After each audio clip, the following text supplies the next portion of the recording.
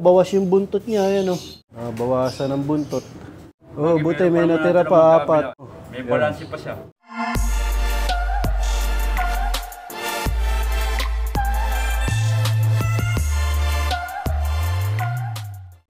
Sabungay!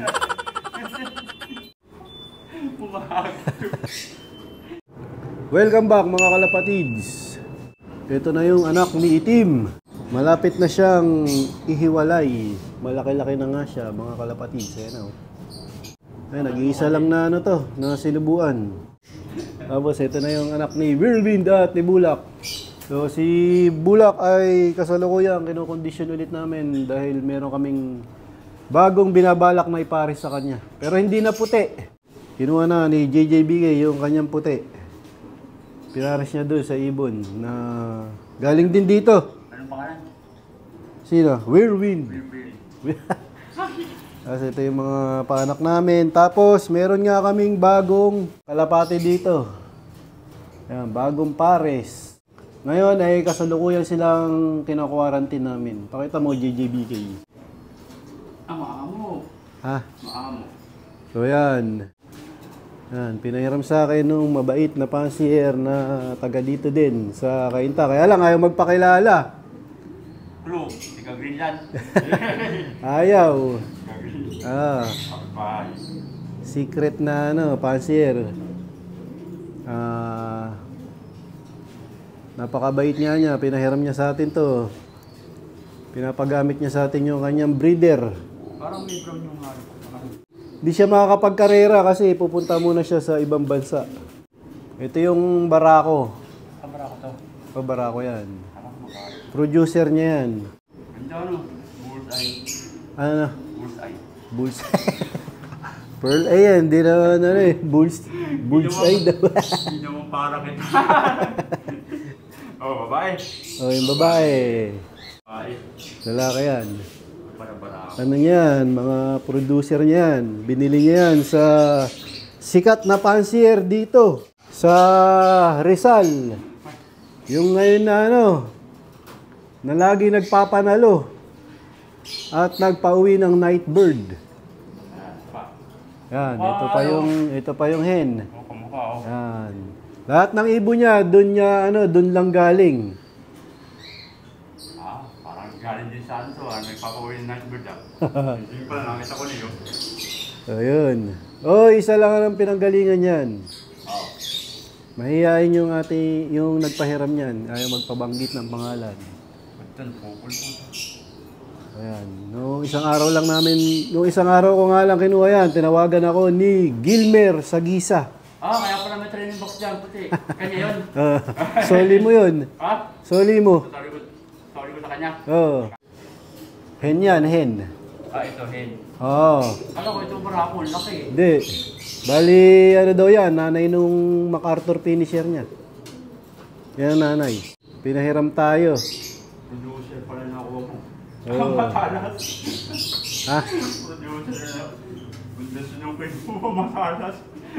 Nananahimik nga ako, bigla ako tinawagan Bunda sinukay mo, nagulat na lang ako, bigla nga pinapunta ako sa kanila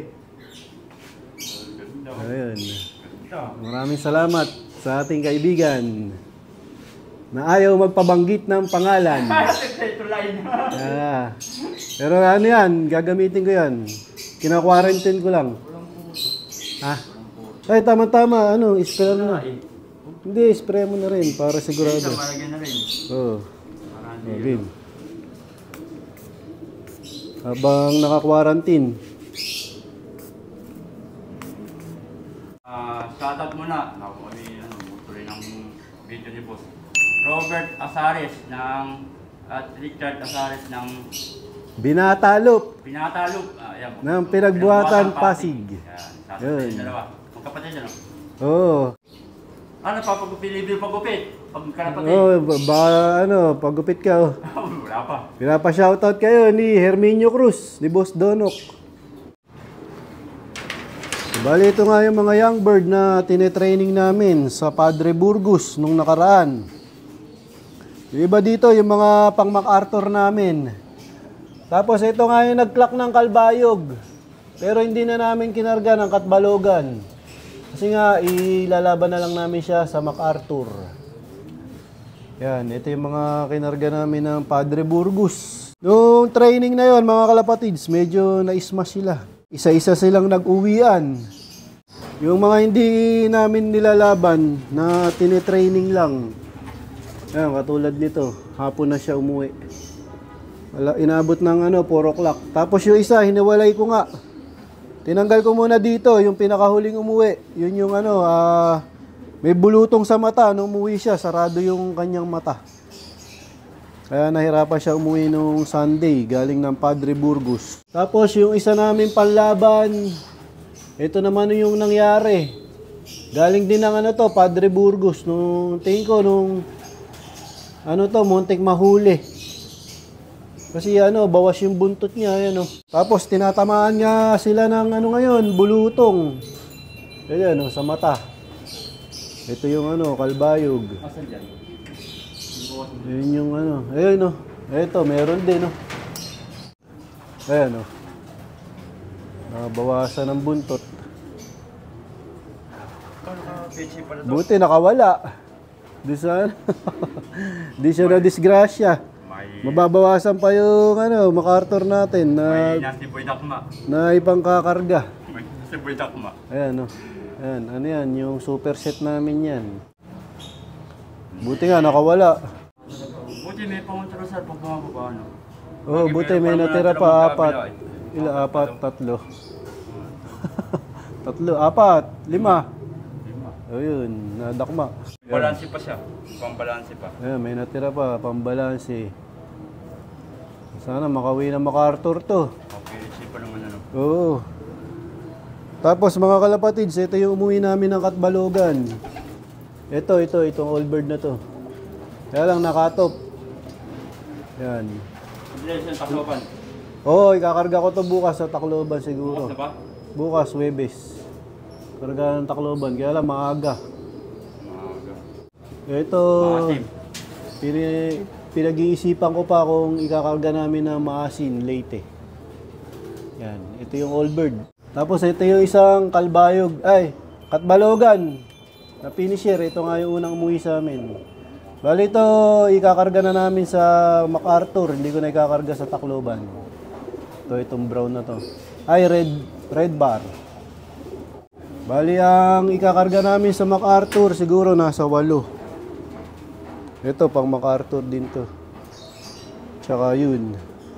Ito yung galing ng Atimonan. Dito na i-entry sa karera. Nawala siya ng Atimonan, tapos umuwi lang. So, baka sa Sunday, i-training namin sila sa San Francisco, Quezon.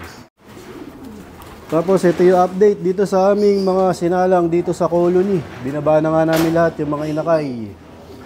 Yan, unti-unti na silang natututong kumain.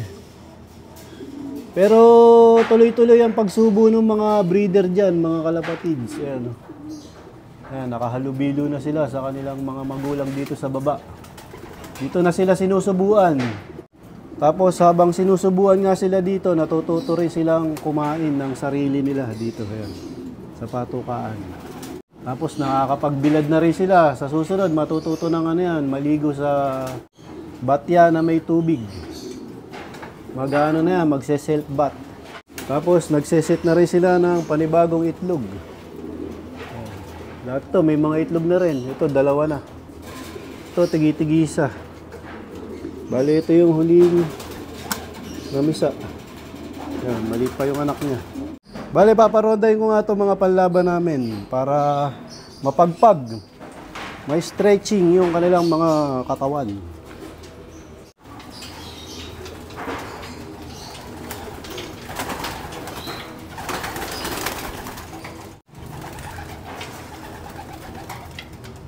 Hindi para na, nauli yung red bar. Ayun sila. Yan. Sana rumonda ng matagal. So, dito ko natatapusin ang video ko para sa araw na to. Please like, share, comment, subscribe. Keep safe, God bless. Ingat mga kalapatids.